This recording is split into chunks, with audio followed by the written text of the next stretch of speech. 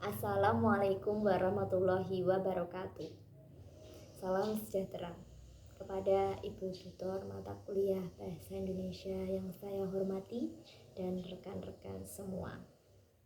Puji syukur mari kita panjatkan kehadirat Allah Subhanahu wa taala atas karunia yang diberikan, dan sholawat serta salam kepada Nabi Muhammad SAW yang kita tunggu syafaatnya di yaumul kiamah nanti. Amin.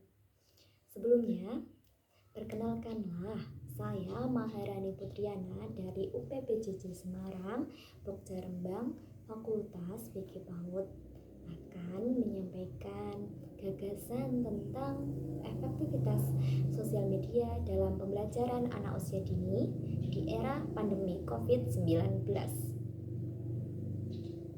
Pertama, saya akan menyampaikan apa itu COVID-19.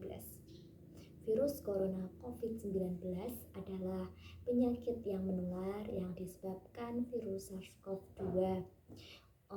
Orang yang tertular virus ini akan mengalami gejala ringan hingga sedang, kemudian pulih tanpa penanganan khusus. Ada juga yang mengalami gejala sakit parah yang memerlukan bantuan medis. Virus ini dapat menyebar melalui mulut, hidung orang yang terinfeksi, melalui partikel cairan kecil ketika orang tersebut batuk, bersin, berbicara, bernyanyi, atau bernafas. Seseorang dapat tertular saat menghirup udara yang mengandung virus jika berada di dekat orang yang sudah terinfeksi COVID-19. Bisa juga tertular saat menyentuh mata, hidung, atau mulut setelah menyentuh permukaan yang sudah terkontaminasi oleh COVID-19. Virus lebih mudah menyebar di tempat yang ramai. Pada era pandemi ini, anak menjadi salah satu kelompok yang merasakan dampak COVID yang cukup besar. Adanya pandemi ini menjadikan frekuensi belajar anak yang kurang drastis. Terbatasnya waktu pembelajaran yang singkat, yang awalnya anak sudah mulai mengenal konsep huruf dengan baik dan akan melanjutkan ke tahap membaca, jadi terhambat karena proses pengulangan sebagai penguatan konsep terbatas. Konsep huruf yang sudah dikuasai anak menjadi lupa atau bahkan hilang. Proses pembelajaran yang semula belajar sambil bermain, penuh dengan kesenangan, terus keceriaan, kasih sayang antara anak dan guru dan teman-teman yang lainnya tidak terpenuhi dengan maksimal di masa ini.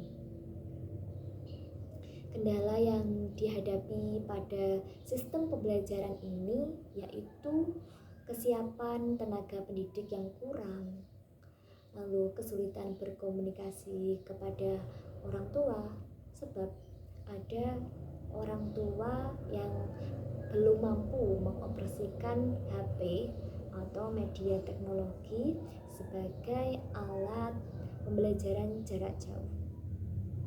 Anak lebih suka melakukan kegiatan belajar sambil bermain bersama teman-teman dan guru, karena biasanya orang tua itu membentak-bentak anak saat mengajari anak di rumah.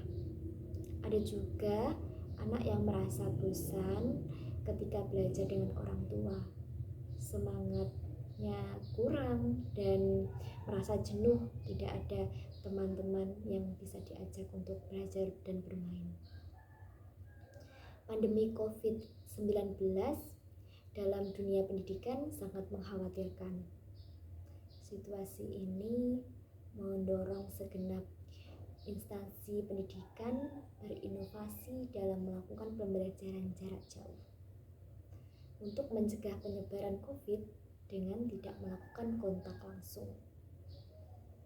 Tugas orang tua di rumah membimbing berbagai aktivitas anak di rumah dan mengamati segala hal yang dilakukan anak, seperti apa yang diucapkan anak, lalu termasuk ekspresi wajah, terus kemudian gerakan, lalu ada proses belajar anak dan hasil karya anak.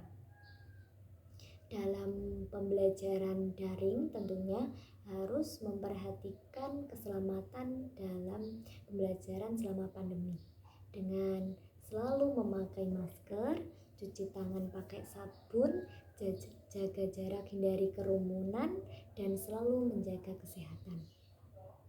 Harapan kepada orang tua bisa bekerja sama dalam membantu dan membimbing anak melalui situasi yang sulit ini. Anak-anak tetap mendapatkan pembelajaran yang menjadi kebutuhan dasar mereka dalam mengenyam dunia pendidikan di usia keemasan. Demikianlah gagasan yang dapat saya sampaikan. Kurang dan lebihnya saya mohon maaf atas kesalahan dan kekurangan dalam penyampaian. Wassalamualaikum warahmatullahi wabarakatuh.